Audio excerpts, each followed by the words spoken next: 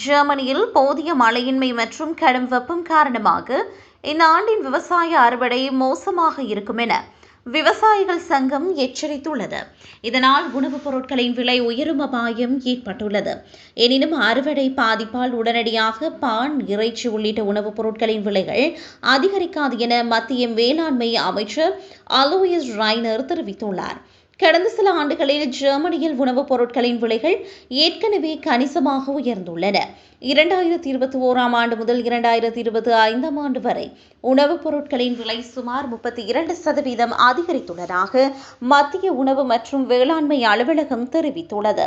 குறிப்பாக கோழி இறைச்சி, பால் பொருட்கள், முட்டை, சமையல் கொழுப்புகள் மற்றும் சீனி ஆகியவற்றின் விலைகள் அதிகரித்துள்ளன. இதற்கு மாற்றாக பழங்கள், மீன், பானங்கள் மற்றும் தயாரிக்கப்பட்ட உணவுகளின் விலை உயர்வு ஒப்பீட்டளவில் குறைவாக இருந்துள்ளது.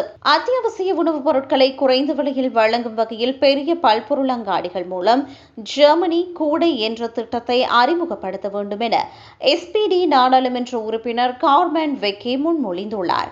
ஜெர்மனியின் உணவு சில்லறை விற்பனையில் எட்கார், ரெவே, ஆல்டி மற்றும் லிடில் உள்ளிட்ட 4 முக்கிய நிறுவனங்கள் பெரும் ஆதிக்கம் செலுத்துகின்றன.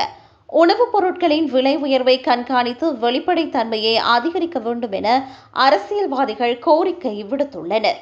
எனினும் வறட்சியால் ஏற்பட்ட அறுவடை இழப்புகள் காரணமாக உணவுப் பொருட்களின் விலை திடீரென உயராது என சந்தை ஆய்வு நிபுணர்கள் கூறுகின்றனர்.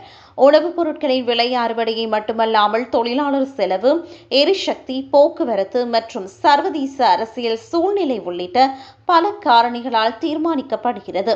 இதனால் விவசாயத்தை காலநிலை மாற்றத்திற்கு ஏற்ப மாற்றியமைத்து நுகர்வோரை அதிக விலைகளில் இருந்து பாதுகாக்க அரசு நடவடிக்கை எடுக்க வேண்டும் என்று நுகர்வோர் அமைப்புகள் வலியுறுத்தியுள்ளன.